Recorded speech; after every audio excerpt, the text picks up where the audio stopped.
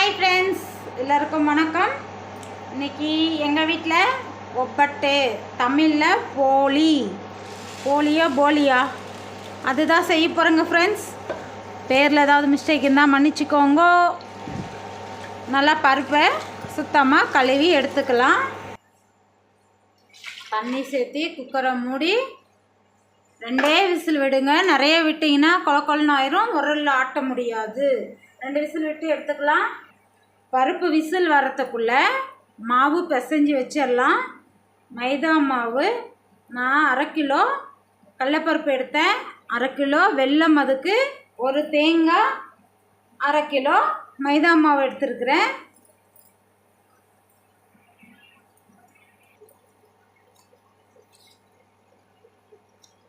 மாவுக்கு உப்பு சேர்த்திக்கலாம் ஃப்ரெண்ட்ஸ். ஒப்பட்டைக்கு கலர் தான் மெயின்னு பார்க்குவாங்க. மஞ்சள் சேர்த்திக்கலாம். மஞ்சள் சேர்த்திட்டு நல்லா கலந்துடலாம். முதல்ல நல்லா கலந்துட்டு தண்ணி சேர்த்தி நம்ம சப்பாத்திக்கெல்லாம் பிசுக்குவோங்க இல்லையா ஃப்ரெண்ட்ஸ், அதை விட கொஞ்சம் லூஸாக பிசுக்கணுங்கன்னா நமக்கு போலிக்கு ஒப்பட்டுக்கு தட்டுறதுக்கு சரியான பதம் வந்துடும். தண்ணி சேர்த்தி நல்லா பிசைஞ்சிக்கலாம். தண்ணி நான் அளவு சொல்லலை, ஏன்னா ஒவ்வொரு மாவு ஒவ்வொரு அளவு தண்ணி குடிக்கும். அதனால் நீங்கள் வாங்கி மாவு பிசுக்கிற போது அந்த மாவு எந்தளவுக்கு தண்ணி குடிக்குதோ அதுக்கு தகுந்தாப்பில் தண்ணி சேர்த்திக்கோங்க.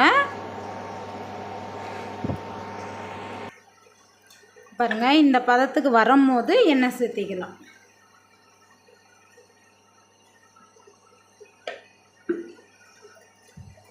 எண்ணெய் சேர்த்தி நல்லா பிசைஞ்சிக்கோங்க.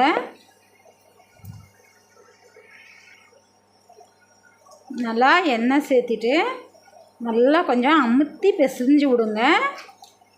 உங்களுக்கு அப்போ தான் தட்டும் போது ஈஸியாக இருக்கும். இது ஒரு மணி நேரமாவது ஊறணும் ஃப்ரெண்ட்ஸ். அப்போ தான் உங்களுக்கு தட்டுறதுக்கு ஈஸியாக இருக்கும்.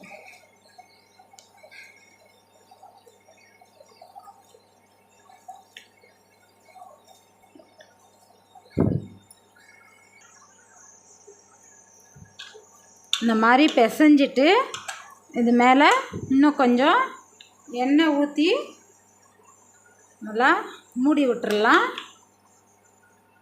நமக்கு அதுக்குள்ளே மற்ற வேலை ரெடி பண்ணுறதுக்கு சரியாக போயிடுது. ஊறுறதுக்கும் நல்லா கொஞ்சம் எண்ணெய் தாராளமாக ஊற்றுங்க, ஊறட்டும்.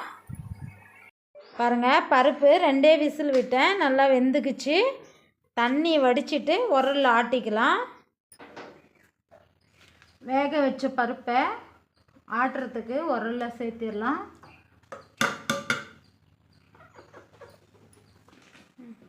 ஹாய் ஃப்ரெண்ட்ஸ், உரலில் ஆட்டலாமா?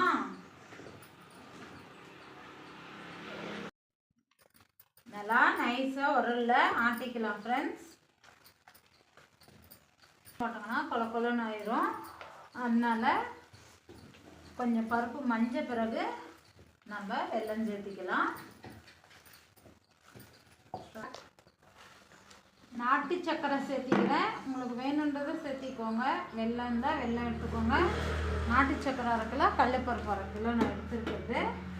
இதுக்கு நல்லா நைஸாக ஆட்டிக்கலாங்க.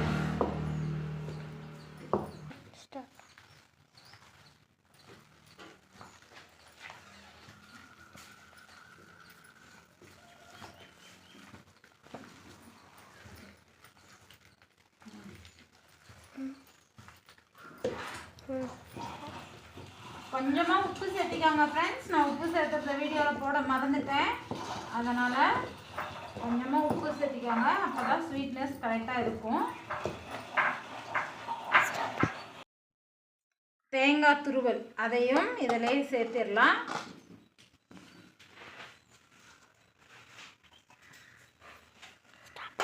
இல்லை சேர்த்திட்டு நல்லா லைட்டாக ஒரு ஆட்டி எடுத்துடலாம்.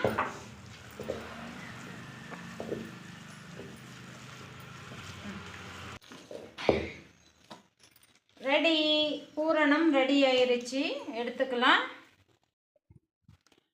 தேங்காய், வெல்லம், பருப்பு, கொஞ்சமாக உப்பு சேர்த்து ஆட்டிட்டோம் பாருங்கள். இந்த மாதிரி உருண்டை பிடிச்சி எடுத்துக்கலாம். மாவு நல்லா பாருங்கள் ஊறிடுச்சு. இன்னும் ஒரு முறை நல்லா அப்படி பிசைஞ்சு விடலாம்.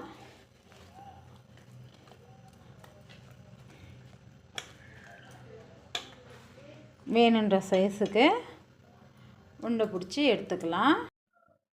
நம்ம ஆட்டிட்டு வந்த மாவெல்லாம் உருண்டை பிடிச்சாச்சு. அதாவது பூரணத்தை வந்து நம்மளுக்கு வேணுன்ற சைஸில் நான் உருண்டை பிடிச்சிட்டேன். அதே போல் நம்ம பிசிக்கு வச்ச மைதா மாவும் வேணுன்ற சைஸுக்கு உருண்டை பிடிச்சிட்டு இதை நல்லா தட்டிக்கலாம் ஃப்ரெண்ட்ஸ். இந்த சென்ட்ரு கொஞ்சம் மேடாக இருக்கட்டும். ஏன்னா நம்ம அங்கே வைக்குவோங்க இல்லையா, அப்போ வந்து நம்ம தட்டும் போது கொஞ்சம் சுலபமாக இருக்கும் நம்மளுக்கு தட்டுறதுக்கு. அந்த பக்கம் பிஞ்சிட்டு வராது, அடிப்புறம் பிஞ்சிட்டு வராது பாருங்கள்.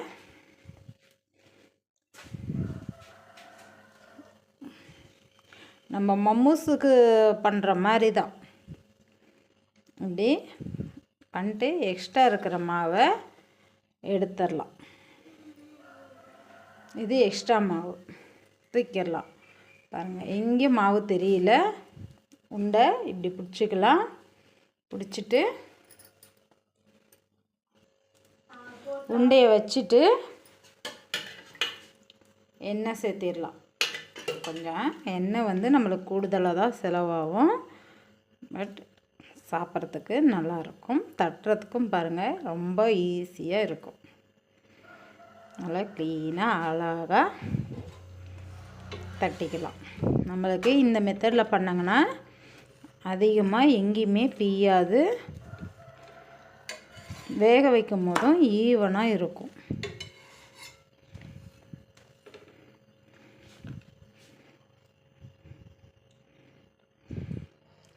தட்டிட்டோமா நல்லா அழகா. தவா வந்து நல்லா சூடேறிக்கிட்டோம். தவா நல்லா சூடேறட்டும். சூடேறின உடனே நம்ம தட்டி இருக்கிறத அப்படி அழகாக எடுத்து அப்படி போட்டுடணும். போட்டுட்டு கொஞ்சம் ஸ்டவ்வை ஃபாஸ்ட்டாக வைக்காதீங்க, மீடியம் சூடில் வச்சிங்கன்னா தான் நல்லா வெந்துடும், தீயாது. பாருங்கள், ஒரு புறம் வெந்துருச்சு, இன்னொரு புறம் இப்படி திருப்பி போட்டுக்கலாம். எங்கேயும் அதிகமாக நமக்கு பிக்கலை, நல்லா வந்திருக்குது ஒவ்வொட்டு. திருப்பிட்டு வேக வச்சுக்கலாம் ஃப்ரெண்ட்ஸ்.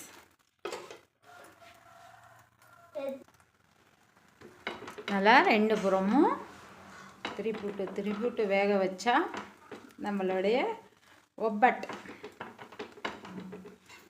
உகாதி ஃபேமஸ் ஒப்பட்டு நம்ம வீட்டிலே ரெடி ஆயிடுச்சு. சட்டு புட்டுன்னு அழகா ஒப்பட் ரெடி பண்ணிட்டோம். ரெண்டாவது ஒப்பட் சேம் ஒரே மாதிரி ரெடி பண்ணிட்டேன். நல்லா திருப்பி போட்டு வேக வச்சுக்கலாம். குட்டி குட்டியாக செஞ்சால் 4 கூட செய்யலாம் ஒரே டைமு. இன்னொன்று சேர்த்துட்டேன் அதுலையே.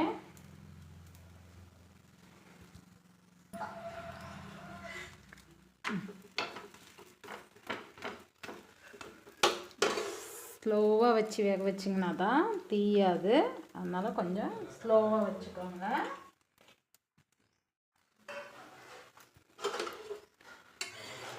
இப்போ இந்த ஒப்பட் வெந்துருச்சு